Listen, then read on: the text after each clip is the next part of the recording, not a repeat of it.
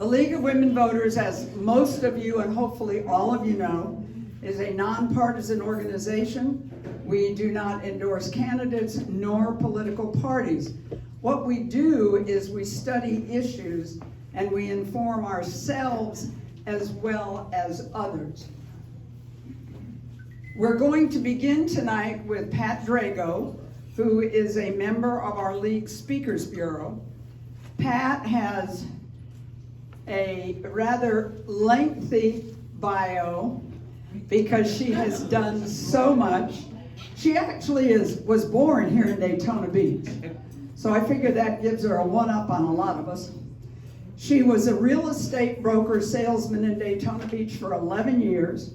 She held the position of Executive Director of Facilities for the Volusia County School Board for 15 years.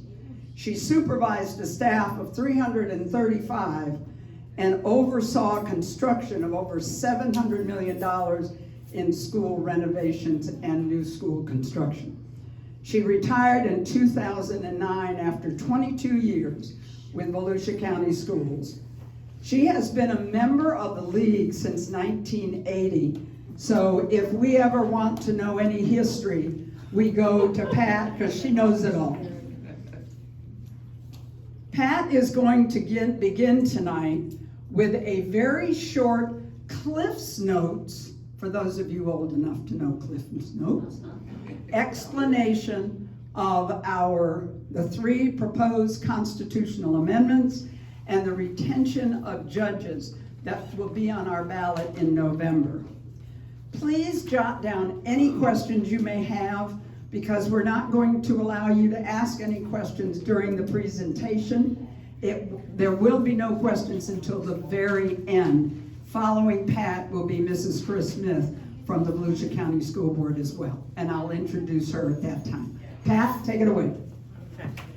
You could tell. Don't mess with me.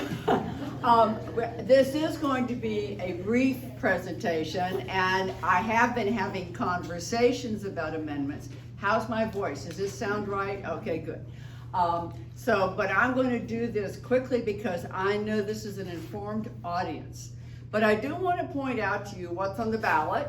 And you know, House of Representatives, Governor, Cabinet, 1 U.S. Senate seat. I believe the debate is this evening. All state senators, House of Representatives, local, county, and municipal offices, 3 Florida constitutional amendments, which you're going to talk about, and retention of judges. And let me just say, when we have voter guides here for you, if you have questions, if you don't know it, Vote 411 can be your resource, and is most particularly helpful on local elections. I'm going to move right to retention of judges. And the reason I do that is I want to point out every single one of the state offices, executive and legislative, have term limits. Judges are appointments for life. And I know it's been a subject of discussion at the U.S. Supreme Court, and at the Florida Supreme Court, judges are appointed for life until they're 75. At 75, they have a mandatory retirement. But what happens in Florida, which is distinct from other states, is that you do have, voters have the option to give input on retention of justices. And that comes up every 6 years in their term, as well as the first time there's a general election after they've been appointed. So before you, when you look at your ballot on Vote 411, you will see 5 Florida Supreme Court justices up for retention. So unlike the U.S. Supreme Court, you, the voter, have an opportunity to retain or not. So you will vote yes or no on the justices. And those are the names. I want you to just look at them. And if you go to the floridabar.org, okay, you can look at their background and you can see what their experience is, their history of appointment, etc. That can be very helpful in your decision. The same information is available on 6 judges out of the 11 that sit on our 5th District Court of Appeals. Once again, this is the one chance you as a voter have for those judicial appointments. I want to point that out to you. All right, now we're going to talk about amendments. This group already knows about all those things, legislative. These are all 3 of the amendments before you as a voter have been put on the ballot by the legislature. None of these are citizens' initiatives or anything else. So I'm going to go quickly. Amendment number 1. This one, it seemed like when I talked about amendment number 1 3 weeks ago, it seemed like the vaguest idea that we could have had. But now, after Hurricane Ian, and you drive around and you see failed seawalls and you read about flooding, etc., this amendment has a really immediate sense for each of us. So let me just tell you that amendment number 1 was put on the ballot by the Florida legislature, and it would grant a limit on increased property assessments if you put in flood improvements. And I'm going to explain that just a little bit, okay? If you have a home, if you have 2 homes side by side, and one is elevated now 11 feet, and one stays at the original floor level, if the one that's at 11 feet has a property value, in other words, it sells for more, or the property appraiser estimates its value to be higher, then the property appraiser would have the obligation or the responsibility to differentiate whether or not that increase in value was attributable to the raise in floor elevation or flood improvement, okay? The same would be true of a deeper, higher seawall or any other steps one might take to make a property more resistant to flood. Now, the question here is, and I want to just say that, okay, so the legislature has to draft the implementing legislation for this. So we don't know exactly what the description of those flood improvements will be, nor do we know how the property appraiser will differentiate, nor do we know exactly if there is a change in value. We do not know how long that would run, or if it could be regional, you know, or as a benefit, for example, of a increased retention area for a subdivision. There are a number of different options that could be reflected here. Nor do we have any differentiation whether any of those flood mitigation measures are paid for by insurance and or FEMA. Would that benefit go away? We don't know that. What we do know is that if you vote yes on Amendment 1, it would grant the legislature to the right to draft implementing legislation that would prohibit flood resistance improvements from being included in your property evaluation.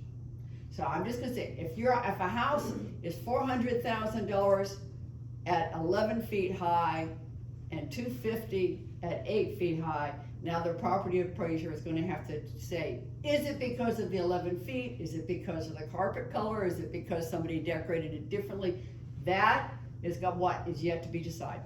So if you vote yes, the legislature can draft this legislation, and each county would be obligated, it's not optional, each county would be obligated to implement this legislation. If you vote no, it maintains the status quo, and any flood resistance improvements could be considered in the property evaluation, okay? Okay, amendment number 2. I talked about how things are put on the ballot. All these amendments are put on the ballot by the legislature. Amendment number 2 would abolish the Constitution Revision Commission. Now, you may remember 2018, we had 8 amendments put on the ballot by the Constitution Revision Commission. And most of those ballots had 2 or 3 particular topics within each amendment. And those topics were unrelated. And I think there was a great deal of frustration by voters coming out of this. And so I think that that is part of where this has risen from, as well as we have seen the legislature really, whether it's citizens initiatives or other ways, the legislature wants to have it be the sole authority to write legislation and or statutes. At any rate, I want to just point out to you that if you vote yes, it would eliminate the possibility of a future Constitution Revision Commission.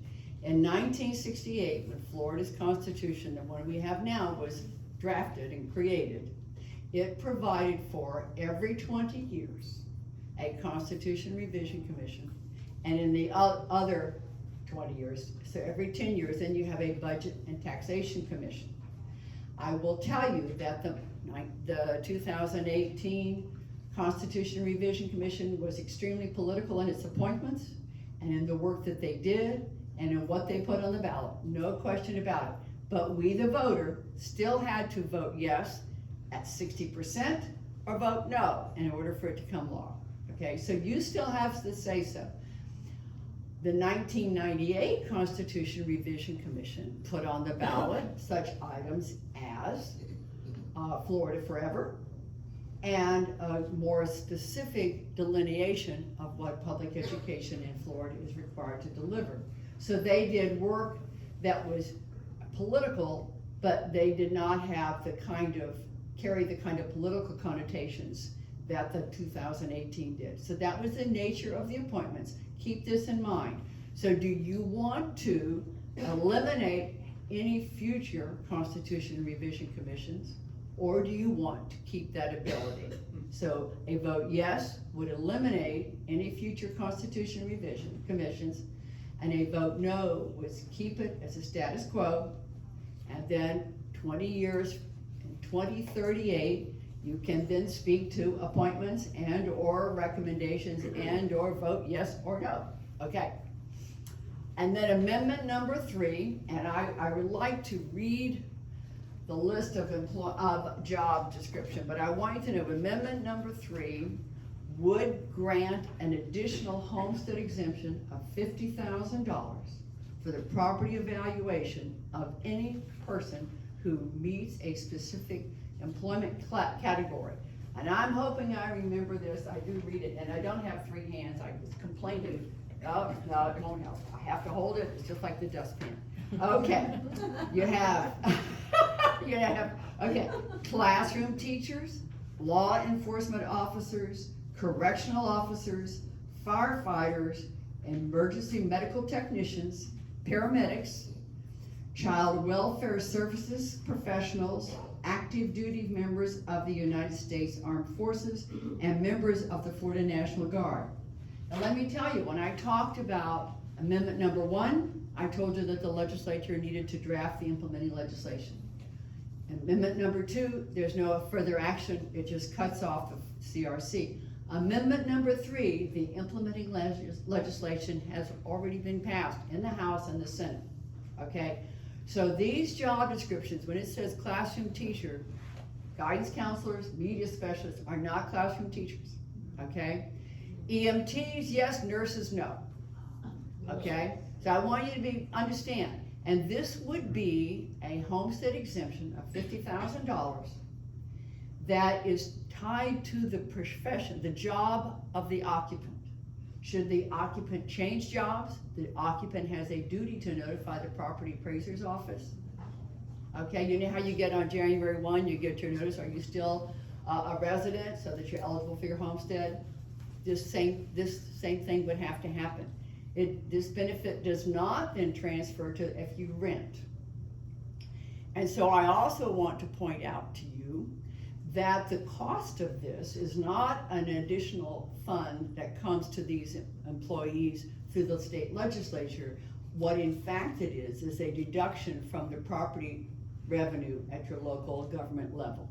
So it's estimated, I just want to be careful that we understand that these employees merit additional funding, and you may agree with that. How you deliver it is part of the question before you. Should this be delivered in a homestead exemption of $50,000 for these specific positions, or should it be delivered in a different way? So, a yes vote would reduce tax revenue and would grant a list of job descriptions to homestead exemption for an additional $50,000. If you vote no, it retains current tax exemptions, okay? Now, I know in my other conversations, we had a lot of discussions about this, and I'm not saying it's good or bad, I am saying it's very specific. The implementing language is there, and then the responsibility for notification and keeping current on this would fall to the individual as well to the property appraiser. I'm going to stop here. I will welcome questions at the conclusion. We have a full agenda for you this evening, and so I'm gonna stop now. And if I can figure out how to turn this off, I will. Y'all. And I'll fill in. Because I do want to introduce Mrs. Kris Smith from the Volusia County School Board. She has graciously accepted to come talk about this hot topic. As we know, we have read a great deal in the paper about books that are in the libraries and school libraries. How did they get there? How do I get them out? Is there a process? What is the process? What makes a book readable for a first grader and not a fifth grader, and so on and so forth. So when I contacted Mrs. Smith, she said, sure, I'll be happy to come and give a presentation and answer questions that I can answer.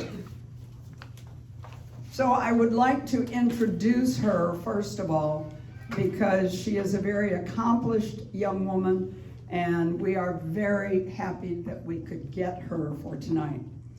Kris Smith is currently the Library Media and Instructional Materials Specialist for Volusia County. Prior to her current role, she was a media specialist for 15 years, serving in elementary, middle, and high schools. She received her Master's of Library and Science Information from the University of South Florida. Additionally, she received the Literacy Support Educator of the Year in 2016, the Amanda Award from the State Organization of Fame in 2016 for her work on secondary libraries. She was a Florida Power Librarian recipient, Teacher of the Year for her school in 2018, serves on the board of FADIMA and FASM, which are the state organizations for instructional materials and library media supervisors. She is currently serving on the work group for the Department of Education's media training. In December, she will be the president-elect for FAME, the Florida Association of Media Educators. So it is with a great deal of pleasure that I introduce to you Kris Smith. Thank you very much. It's interesting trying to speak in a darker location, so I'm an I person, and I appreciate hearing about those amendments. So I really didn't know all those details, so thank you very much. That was, even if you didn't come here for that piece of it, that was very, very interesting and very helpful to me. This is an interesting season for libraries. There's a lot going on. I'm sure you've been reading about it in the paper for those of you who get the paper and are watching any kind of social media. So we wanted to update you on some updated rules. And before I start, I want to talk about that we have what's called a collection development policy. Collection is a reference to our materials that we have. Is this helpful for me to sit over here? Yes, Would you like that? Okay. Yes, that'd be great. I'm watching you try to catch everything. Our collection is a reference to all of our materials, whether or not they are online, whether or not they are audio, whether or not they're physical books. That is our collection. And so we have a policy that we work with. And so there is a Volusia County policy, and that's policy 320. It was redone in 2018 to kind of incorporate instructional materials as well. So we kind of have the same standards. And then we also have Florida statutes that we have to follow. And the two statutes are 847.012 and 1006.28. So, and down here at the bottom, it talks about the 8471. 8471 is a reference to the what constitutes as harmful to minors. And then the 1006.28 talks about how we select our materials. So if you want to look that up for your fun reading material, you are welcome to do that. Check out, I would put the Florida statute before those numbers, and then you'll find that information. Also to let you know that as part of what we do when we are selecting our materials, every school has what's called a media advisory committee, and that is made up primarily of teachers, but it's also made up of parents, of students who have students in the school, and it's depending on the school. Some of the high schools include students as well for that information. And so we're going to go through a little bit later about what the media advisory committee actually does to help the school. We just had this last spring, I believe it was Marchish, I'm not a good date person, but we had the House and Senate Bill 1467, and it had a lot of information that made implications. Some were new, some of it were existing information, but they had some updates. And so to share with you the new pieces of this, and all of these new pieces, by the way, have to be implemented by the school systems by the summertime. So we've got to make sure we were given the whole year to try to get all of our ducks in order to get this done. So you are aware, as we go through this, sometimes the DOE is telling us bits and pieces of it. So some of these pieces we know we have to do, but we don't know how we're supposed to do it yet. So depending on the time frame of it. The first one is training, and this is the work group that was a reference to. We are starting in January. We have to do a training of selection of media materials that will go out for all media specialists will have to take before that summertime. So they have January through June to get that training done. And so, and our work group is having to get that done in the next 2 weeks, so then the DOE can vet that and then roll it out to us by January. So we've got a strict deadline. We don't know exactly what all is going to happen with that. We don't know the format that it's happening. We just know we're giving the information that needs to be included in the training at this point. So media specialists will be training, and the reason for this is most of the information that we're going through in the training right now, Volusia County, your media specialists are already getting that training because we are a larger county. We have a person who has had my role for years. We've had several people who've gone before me and really have set up the training process for a media specialist. But we've noticed with some of our counties, especially the very small counties, who maybe do not have a district personnel who has a library background. And so this was kind of gonna make sure that all the counties are on the same page with what's going on. Access. So if you have a question about a certain book and you're like, hey, I see that the library has this book, it also guarantees that you can go down to X school and ask to see that book. Now, they won't let you check it out like they will at the public library, but you could sit in their office. So there is, or a place in the front office, and you could look at that material if you had a question about whatever material from, this includes instructional materials, and it from student perspectives, you can't see teacher editions, but it includes student instructional materials, and it includes library materials. So if you have any questions about that, the new access from the bill allows you to go to the school and sit at the school and look at that. Selection, it goes through, let's see, the new selection process, and I think this is a redone version of that. So how are we selecting? It's gotten a little bit more detailed. Part of it is this, the next one is searchable format. They have asked that all elementary schools have on their website an ability for you to find what's in the materials for the elementaries. Now at our district, we have decided to make that available for everybody.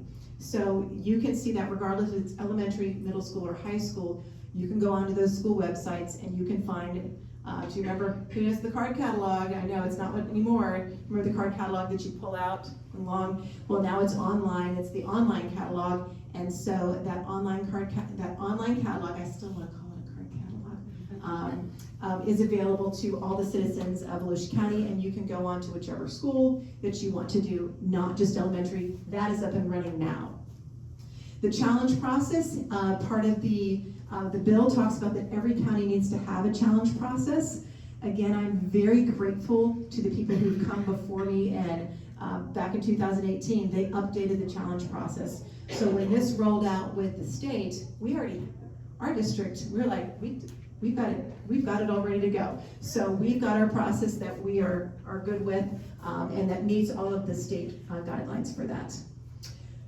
And there's also, the DOE has asked for, and this is the piece that we don't really quite know yet what's going to happen, is one of the things that they've asked for is if you've received a challenge or have had to pull a book due to a challenge, there's going to be some kind of system that we've got to submit to the state. We don't know what that is going to entail yet. We don't know exactly what that means yet.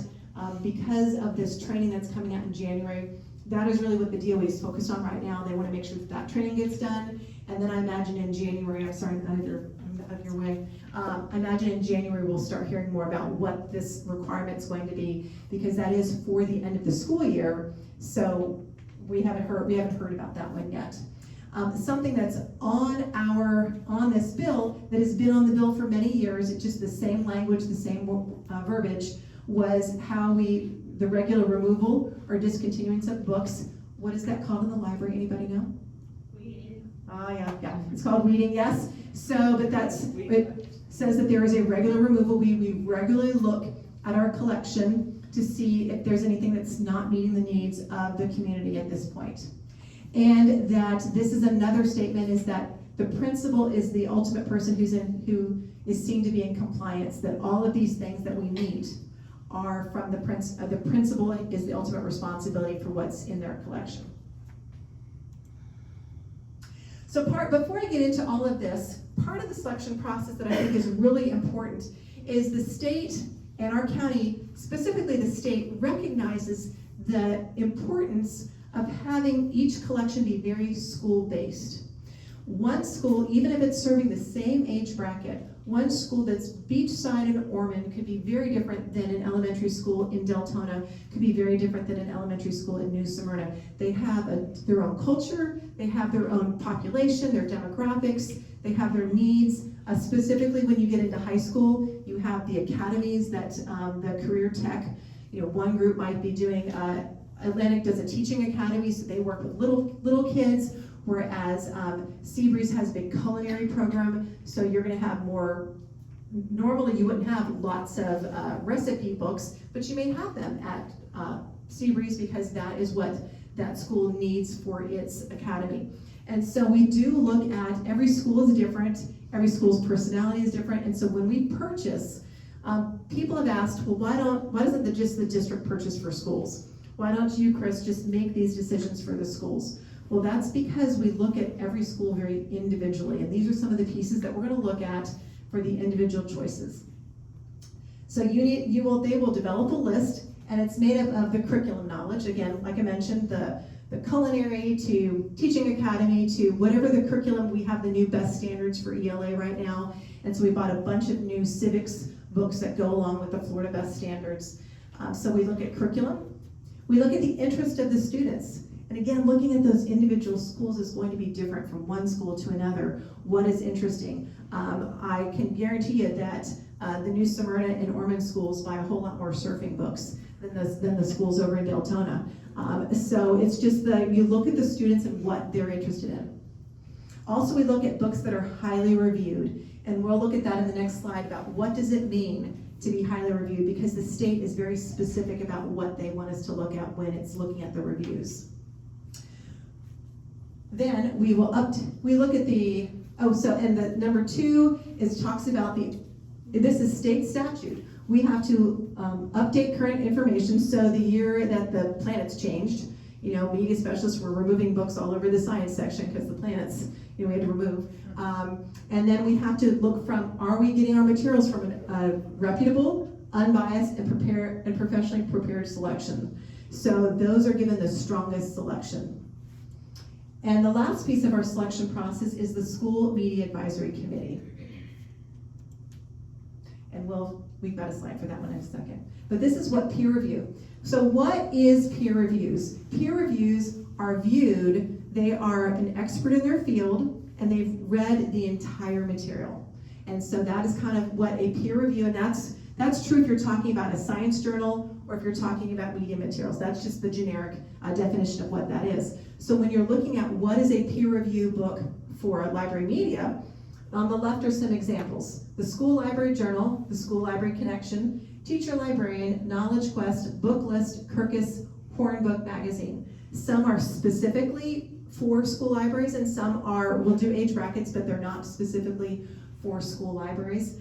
When this came through, we realized that something that I did this summer is we realized that we really didn't have enough resources for our media specialists, so I purchased access to School Library Journal, to School Library Connection, and to Book List for our media specialists. So they have access to really go in and dive deep and see what the recommendations are.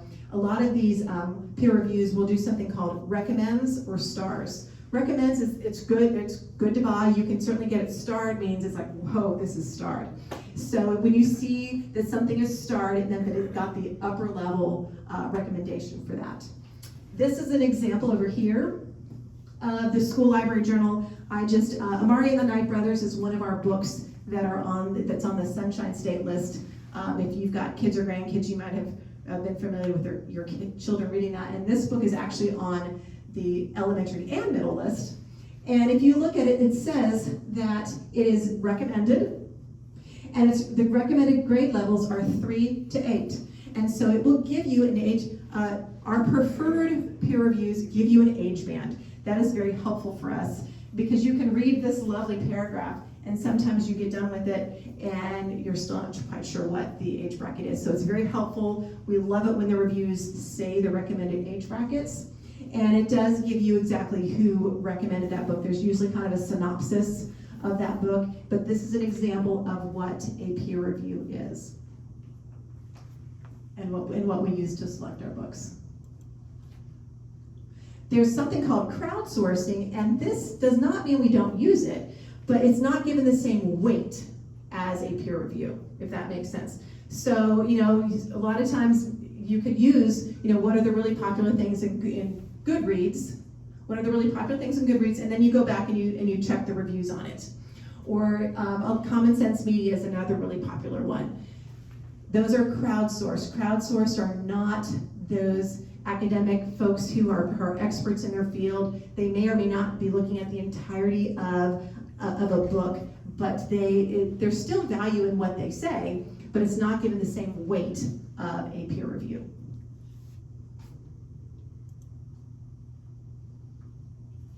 Our School Media Advisory Committee, we mentioned before, that is part of who review. When we are selecting materials, our School Media Advisory Committee helps us do that. Now, our School Media Advisory Committee does a lot of other stuff too. They help with different activities. They help go back to their, I know what I used to a lot to do is, depending on the age level that I was at, I would be like, if you're talking to your math, well, probably not so much math, my social studies teachers, I would have somebody from the social studies team on my media advisory committee. I'd be, could you go back to the social studies team? Are there resources, are there projects coming up that you could use resources for? And so I would find out from my media advisory team, from the teachers, what do you need to help with your academics? What are you hearing that you may be hearing the students asking about? And so we use them as a resource for purchasing, and they also should represent the diversity of the school. So if you are looking at a high school, you probably have a social studies teacher and an English teacher. If you can get a math teacher, that's fabulous too. You might want to have somebody from the ESC department. So you make sure that you're cross-representing there. If you have a demographic situation, you want to try to hit those demographics of your school so that your committee really does represent a variety of people at the school. We do ask that there is always a parent on there who's not a member of the staff. It's been difficult at some places to find that, but we are having more success with that this year, that they are not a staff member, so that we make sure there's some outside opinions in there. For some, there's a student, it just kind of depends on the school. They have to have at least 4 meetings a year. It kind of depends, sometimes if there's not much going on, it may be a quick meeting, but I think most of my media specialists are getting ready to kind of start having their first meetings if they've not already right now. But what will happen is let's say I've developed a list, I'm at Long Street and I've developed a list of books that I want to purchase. I'm going to run those books by my media advisory committee to have just another set of eyes. Did I meet all the needs that we need? Because our funding is limited. We only get in the schools, I'm not sure if you're aware of that, we only get $2.25 a student. Think about how much books cost. We have I heard the gasp. Yeah, we have very, very limited funds. So like if a school only has 500 students, we're only getting like $1,200 to buy books for the whole year, and each book, yep. And books cost between $18 to $25. So it's very difficult to replenish that. And so we try to make sure that what we spend, we're getting the biggest bang for the buck as possible, because when you purchase, you hope that these are going to be used. Sometimes you know, sometimes you don't, and you're trying to make sure to be fiscally responsible to make those purchases. We do have, to make sure, now prior to this, we have always been very communicative with our parents. And we've got a couple media specialists here, I know right now, that I'm sure we've had a lot of parents through the years contact them and say, I don't want my child reading books on magic. I don't want my child taking more than one book because they lose the book. A variety of things that they have always put limits.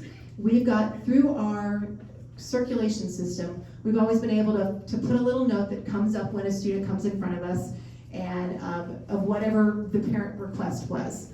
But we tried to formalize it a little bit more, so we developed an opt-out policy. And we gave parents 3 options. Now, if you don't submit anything, you are in the unlimited access. So if we didn't get anything from you, you're still unlimited. So you just have to specifically give us the information. We have limited, and if somebody says that they want to do limited access, we send a follow-up email saying, what would you, is there a specific topic? It says a generic no mature content if there is no specific follow-up, but we contact all the parents who submitted that they wanted limited access, and we put a note in their student's account. One option that so far has no takers is the no access. So that is an option that parents certainly are able to do, is the no access one as well. And we've been doing that for 5 weeks, I believe it is, something like that. If there is, but as you are very well, it could be that you don't agree with something that happens in the library. Everybody's different. That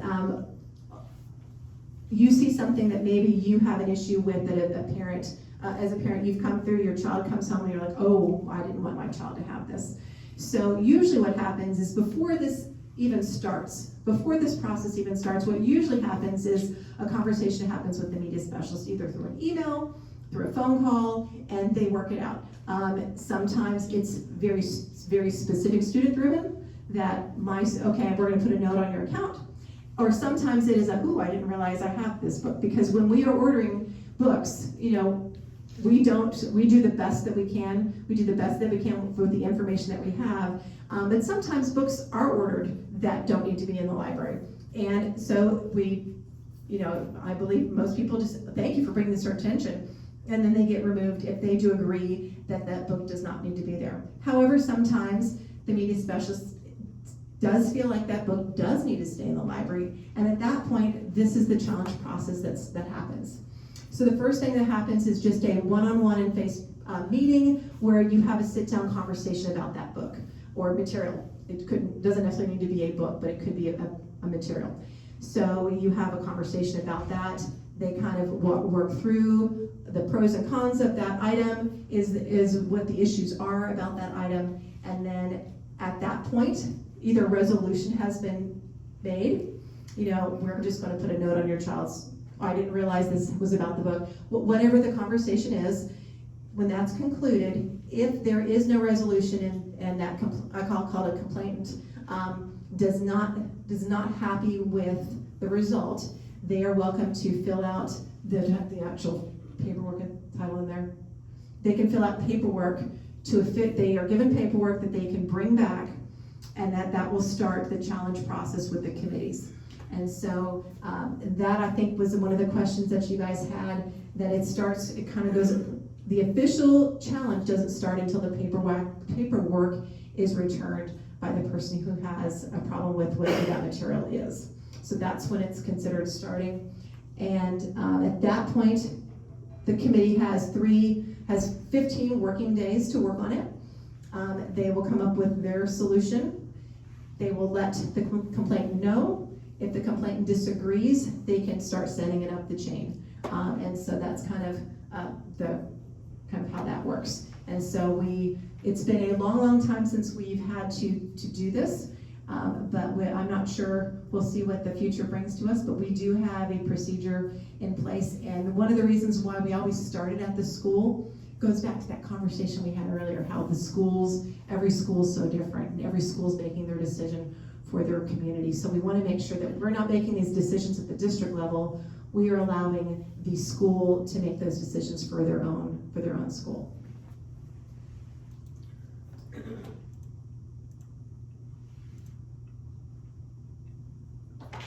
Okay, I'll backtrack to that if needed, but I didn't know, how are we doing questions? I'm not sure. I'm gonna handle them. Okay. All right, thank you very much, Mrs. Smith.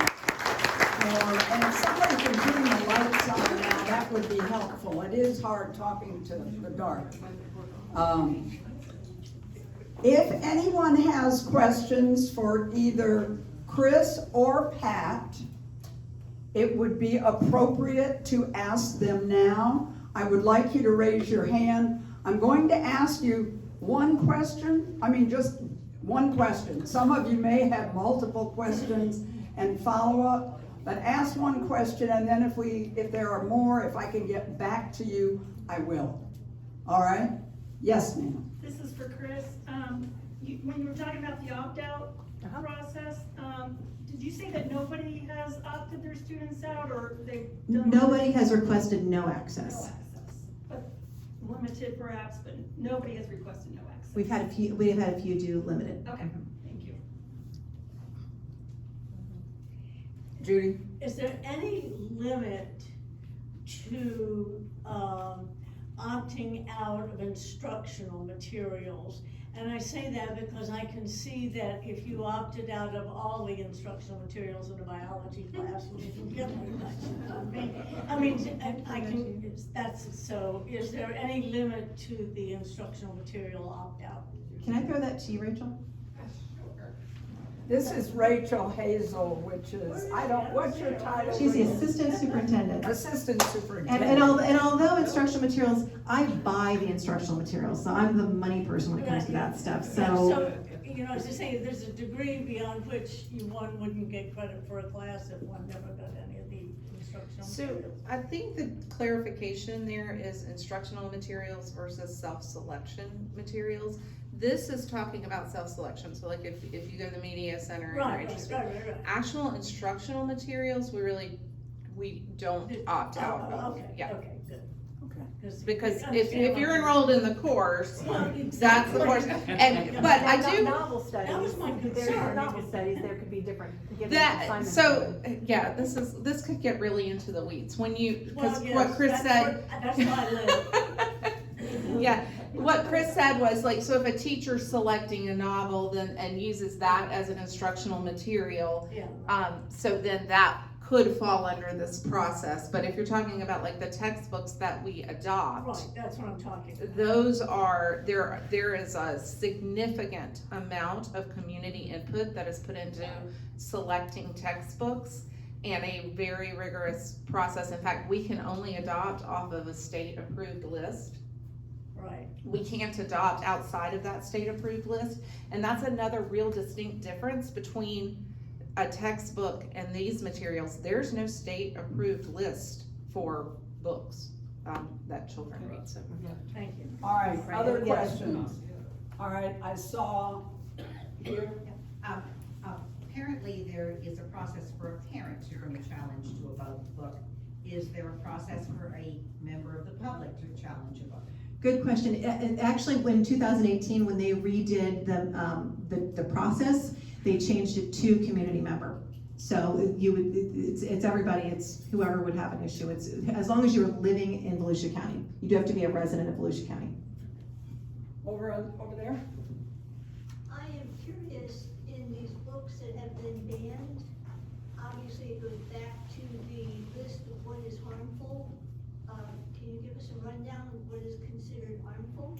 I saw you had the slide up there and you took it down, is it? Well, it was a video, so we didn't really, I don't have sound and whatnot, so I didn't have the sound option. That is I can pull up the document for you about what is harmful to minors.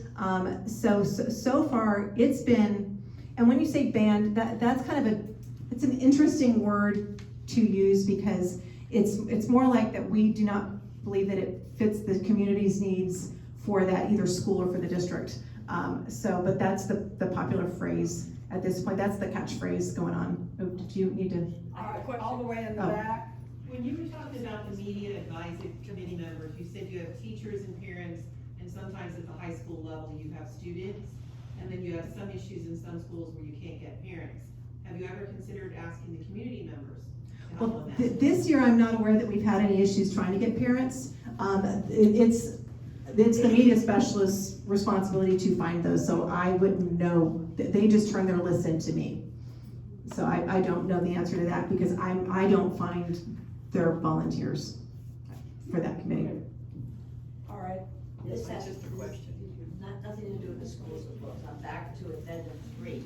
I wanted to ask, is the homestead exception of $50,000, is that in addition to our existing homestead exception? Yes, it is. So it would be $100,000 exempt if you fit within that category. Thank you for that question. All right, Pat, did you have a question? You, Pat. Yes, I did. And I wondered, I can understand a parent wanting to opt out of a library book, but I would only speak for my child. I would not speak for another, am I correct? I mean, when I opt out, I would limit what my child can Correct. check out from the Correct. media.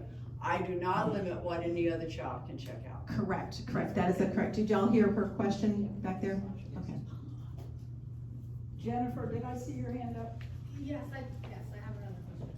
She kind of asked it, but I do have another one. In your response to her, you said that Volusia County Schools doesn't, like to use the word banned books or doesn't promote that.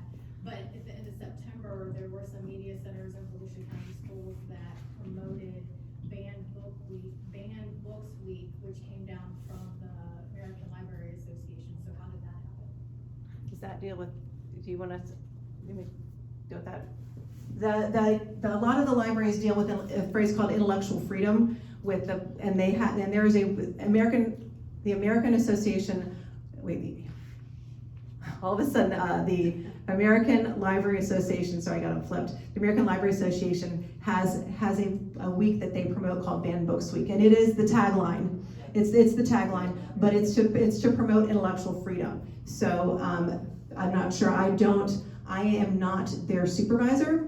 I am more of as a person who supports them. So I'm not quite sure how to answer your question Are you with that. aware of the books that they were promoting on that? Every school does it differently. It was a poster that came from the American Library Association. I don't know that specific, but there are several infographics. They're like an infographic. There are several infographics that people can choose from. There's not one set of infographics. All right, in the back. You briefly spoke about the leading process. How often does that happen in the schools, and is that part of the committee, or is that up to the media specialist? That should be happening. I say should. It should be happening every year, and it should be happening consistently. For some media specialists, it is harder than others because they hate ever getting rid of a book. It hurts their heart. I've gone into them, and they're like, "Oh, this book." I'm like, nobody's reading it anymore. But it should be done consistently. And we have guidelines that it's called musty. There's acronyms that we're supposed to look at. Is it out of date? Is it wrong information? Does it look bad? Some of the books need to be weeded just because the covers look old and the content could be great, but the reality is if it doesn't have an attractive cover, your kids aren't going to grab it and want to read it. And so, which I know hurts your heart, yeah. Chris, they're asking that when a question is asked, you repeat it on the microphone if you could. Yes, sir. So if a book such as Jane Eyre or Romeo and Juliet was banned in 2020, does that hold for the following year? Is it fully banned forever? or do the books that end up banned get re-reviewed? That's a good question, and I don't know that we've re-reviewed it. I'm like looking at Rachel, I know usually if a book has gone through the challenge process and has gone all the way up the chain, then that is the policy. I guess, suppose we could review it, but it usually, is that place for a while. And the follow-on is that if it's banned in one school, is it banned across the district? Not necessarily. All right. It depends on how it went up the chain. If it stopped at the school, then it's just at that school. And the first question was. Oh, and I didn't for those repeat of the you who question. didn't I'm hear sorry. it. That's all right. The first question was, if a book is Challenged. banned from 2021, does it stay on 21-22?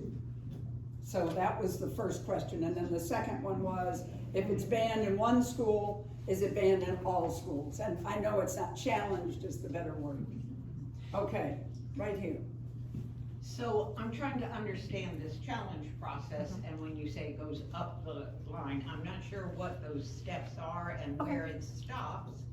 And if in any of that, the public is made aware for other parental input, if it was brought by, say, one parent, and then it's just going up and nobody else knows Okay. what's going on. So The question is. Oh, I'm sorry. The question is, it's basically asking what that process is basically what she's asking about. So if the school works its 15 working days, it's not satisfactory, the complainant wants to move it up, it gets sent to the superintendent. The superintendent has two options. They have the option of saying that there is a wealth of information that the school committee worked on. We're going to take the school committee's decision as is, and that's the decision. And there's still another piece too as well. Or she could say, you know what, we need to look at this even more at a district level, and so we would set up a district committee. There's not a public comment, that part of our process is not public comment for that public notice, but we would have various members of communities, parents, teachers, principals. There is a list in our procedure of all of the people that we have to involve beyond that school committee to review that book. It's not one person at that point, it's a group of, I believe, 6 to 7 people to review the book. And then at that point, if either what the superintendent decided or with what that committee decided, if the complainant feels that it did not meet the state statute, it can't just be they didn't like the decision. If they feel like it didn't meet the state statute, they can send it to the school board, and that decision is final.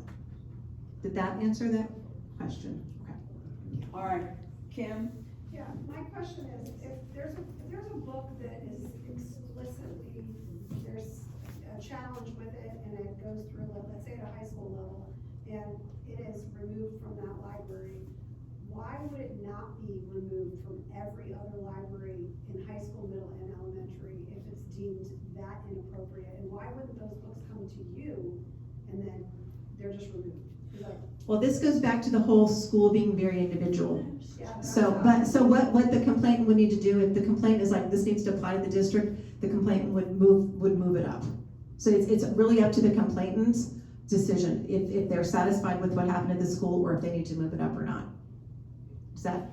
Rachel? Well, I just want to clarify too, we do send out when that, and just to clarify, Kris, I don't mean to. No, please. But we do send out, once a book is challenged at that first level of conversation, let's say principal media specialist decide, yes, this book is not appropriate in our school, we want to remove it. Then Kris does notify other schools that have that book within their collection and ask them to review it, but it's not automatically removed from the other. Yeah, and I think that's where a lot of people. Wait, Okay. I'm sorry, I just want to keep it to questions, okay? Yes. I have a question for Pat. You were talking about with the amendment they said about if that committee, I can't remember the name of it, is disbanded, there are 4 ways a constitutional amendment can get on the ballot, and what are they? Okay, those 4 ways, thank you for asking. The commission that I was talking about was a Constitution Revision Commission. Okay. So the other ways that things can get on the ballot, remember, was the legislature continued to place on the ballot the citizen initiative, which has become more and more difficult and more expensive to undertake. A budget and taxation commission, which meets every 20 years, so every 10 years there's something, okay?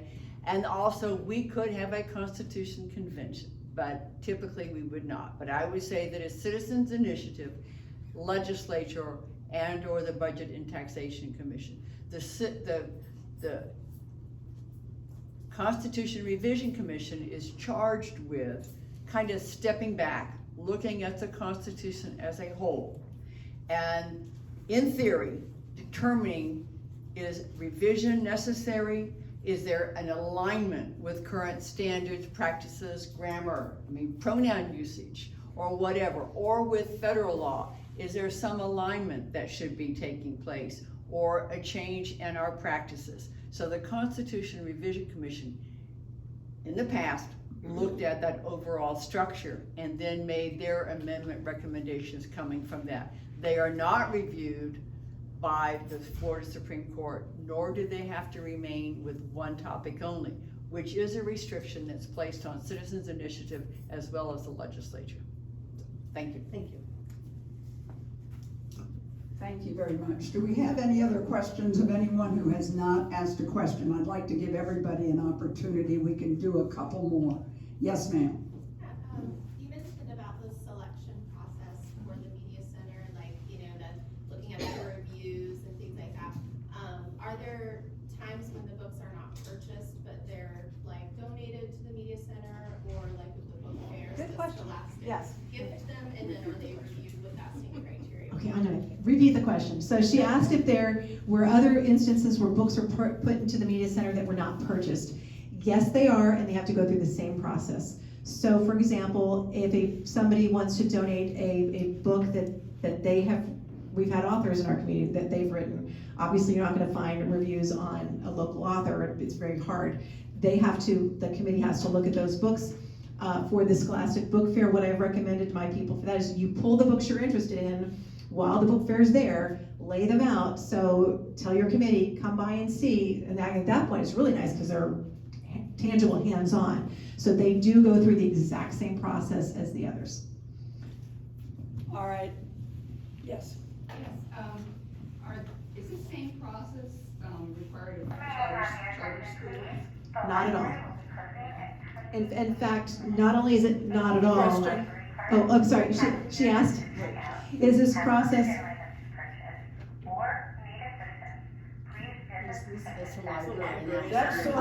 Okay. I was trying to figure out what the purple was. Okay, so she asked, is this process a part of the charter schools? It is not a part of the charter schools at all.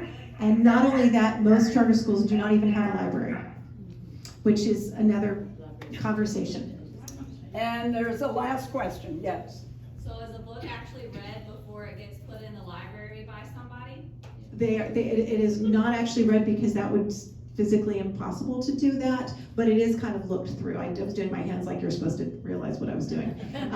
But like I'd say the finger walk, you kind of look through them. All right, one more and that's it. Yeah, does the challenge process transcend over to the Volusia County public library system? No, these are two different entities. Oh, he asked, I remember before you tell me.